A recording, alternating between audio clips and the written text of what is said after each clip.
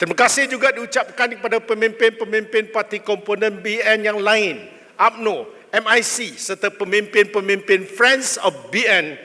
Susah senang, inilah baju yang kita sarung dengan logo UMNO, MCA, MIC, PBRS di bawah satu payung bernama Barisan Nasional. Mengimbas kembali sejarah, kami MCA dihina dan dikutuk dengan pelbagai tuduhan. Kami digelar pak turut atau subservient kepada UMNO hanya kerana MCA berkawan dengan UMNO.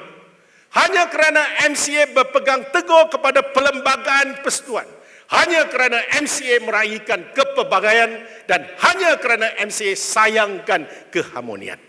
Imej MCA juga diberi gambaran negatif apabila dituduh tidak menjaga kononnya dan tidak membela orang Cina. MCA dituduh bukan-bukan tidak memelihara hak dan kepentingan orang Cina, dan yang paling berat, MCA pernah dituduh pengkhianat kepada orang Cina. Hanya kerana MCA bekerjasama dengan UMNO.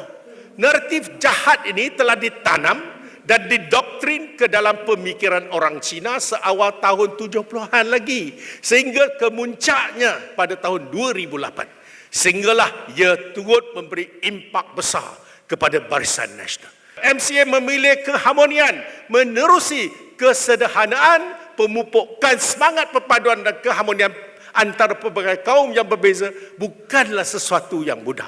Tetapi Barisan Nasional telah berjaya membina perpaduan menerusi semangat konsensus ini. Manakala MCA juga memainkan peranan penting sebagai ejen muhibah dengan mengamalkan prinsip kesederhanaan dan moderat dalam apa juga isu agama atau kaum yang melanda negara. Biarpun Barisan Nasional telah membawa kemakmuran dan keamanan kepada negara, tetapi kita telah menjadi mangsa fitnah yang mula memuncak sejak 2008 dan akhirnya menyebabkan tumbangnya kerajaan Barisan Nasional pada 2018 selepas 6 dekad kita mentadbir negara. Kenapa saya kata itu semua fitnah? Kita boleh imbau kembali serangan demi serangan yang dilemparkan ke atas kita dan bagaimana suntikan doktrin kebencian yang diselami hasutan perkauman digunakan untuk mengalih sokongan rakyat daripada kita. Sedikit demi sedikit, rakyat mula menjauhi kita disebabkan racun propaganda tersebut. Namun, projek-projek berteraskan rakyat yang dilakukan oleh Barisan Nasional yang difitnah kononnya merugikan negara, menggadai negara, korup dan mencuri wang rakyat telah diteruskan oleh kerajaan-kerajaan yang datang selepas Barisan Nasional. Apa projek cetusan idea Barisan Nasional yang membawa manfaat kepada rakyat dan negara yang difitnah itu? Antaranya MRT2, LRT3, ECRL, RTS, HSR, Linus, Forest City, Taman Industri Kuantan Malaysia China dan banyak lagi. Begitu juga dengan dasar-dasar yang diperkenalkan oleh Barisan Nasional seperti Bantuan Rakyat Satu Malaysia BRIM yang dulu dikatakan dedah dan rasuah, tetapi ia diteruskan selepas Barisan Nasional bukan lagi kerajaan. Sama juga dengan GST yang menjadi antara senjata utama menumbangkan Barisan Nasional. Tetapi kini kerajaan selepas Barisan Nasional meneruskan elemen-elemen yang terdapat dalam sistem GST itu sendiri, seperti e-invoice yang diakui sebagai langkah terbaik menangani ekonomi gelap dan masalah ketirisan. Kalau teruskan idea dan dasar Barisan Nasional, kenapa dulu kutuk dan fitnah serta hasut rakyat membenci Barisan Nasional? MCA sekali lagi mengulangi pendirian, iaitu mendesak sistem yang telus seperti GST dikembalikan semula dengan melaksanakan beberapa penambahbaikan. Demi rakyat dan negara, sekali lagi MCA menyeru kepada kerajaan agar melaksanakan semula GST. Gunalah apa nama sekalipun, nak nyanyi pun tak apa. Jika tidak mahu rakyat ingat bahawa GST yang baik itu cetusan idea Barisan Nasional, tukarlah nama GST dengan apa nama sekali, seperti mana BRIM ditukar kepada STR dan sebagainya. Saya yakin kita semua dalam Barisan Nasional tidak kisah idea kita diciplak asalkan ia memberi manfaat kepada rakyat dan negara. Kami terus memainkan peranan semak dan imbang, terhadap kerajaan walaupun berada dalam backbencher atau blok kerajaan. Di mana yang salah, kami tetap akan bersuara. Kalau kita tak bersuara, rakyat selaku pengguna kena tanggung. Kena charge apabila buat transaksi atas talian. Isu syarikat penerbangan negara Malaysia Airlines. Banyak kali pesawat berpatah balik. Lakukan pendaratan cemas akibat masalah teknikal. Aspek keselamatan menjadi bualan sehingga menjejaskan imej negara. Bila saya bangkitkan keresahan awam dan mahu Malaysia Airlines dipulihkan, saya pula dituduh kononnya telah menimbulkan keadaan panik pula. Begitu juga dengan isu telur ayam. Sedangkan Malaysia memiliki ladang ternakan yang besar. Kita pernah menjadi antara 5 negara pengeluar terbesar di dunia. Kenapa tidak kita utamakan penternak tempatan? Dan buat apa kita import telur dari negara seperti India yang sah laku 90 hari? Siapa makan telur yang sah laku 90 hari? Kenapa tak bangunkan industri kita? Itu yang kita persoalkan. Bukan semata-mata hendak mengkritik kerajaan. Satu lagi contoh. Padu yang memang tak padu tu, kita soalkan. Kerana ia melibatkan data peribadi rakyat Malaysia.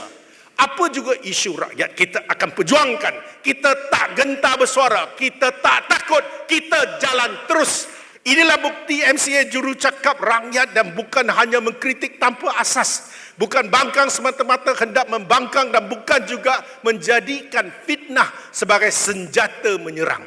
MCA juga terus menjalinkan hubungan akrab dengan rakyat pelbagai latar belakang termasuk NGO dan persatuan masyarakat. Ini membolehkan kami mendengar denyut nadi rakyat dan memahami kesusahan serta cabaran yang dihadapi mereka. Kami turun ke lapangan dan segenap penjuru mendengar rintihan rakyat. Kami perak otak merangka cadangan dan kami angkat ke saluran yang betul. Kebebasan, demokrasi, keadilan menjadi asas perjuangan MCA. Walau diuji hebat, kami teguhkan diri, tabahkan jiwa, perseverance in strength.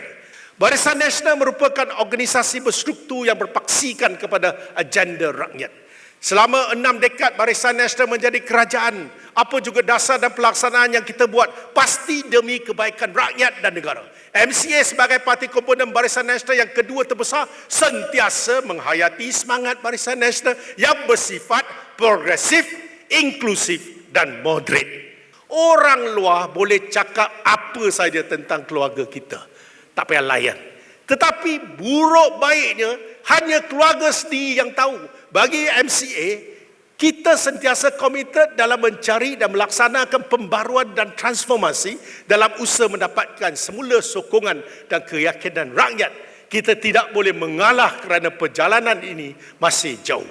Kemenangan Barisan Nasional di Don Nenggiri dan mahkota menjadi penyuntik semangat kepada kita semua untuk terus bangkit serta membawa kembali kebersamaan Barisan Nasional untuk kekal relevan dan mengembalikan zaman kegebilangan Barisan Nasional memerintah Malaysia. Penting untuk kita mengekalkan momentum ini. Penting untuk kita terus bekerja dengan ikhlas dan bersungguh-sungguh. Penting untuk kita terus mendekati, mendampingi dan mendengar denyut nadi serta keluhan rakyat. Penting untuk kita terus meyakinkan rakyat bahawa kita MCA Barisan Nasional adalah parti yang berteraskan pada rakyat, parti yang memiliki roh perjuangan murni. Inilah parti kita, parti yang terbukti mampu membangunkan negara ke tahap yang lebih tinggi.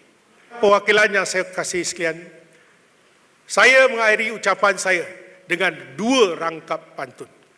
Ikan tenggiri dimasak kari, makan bersama atas serambi.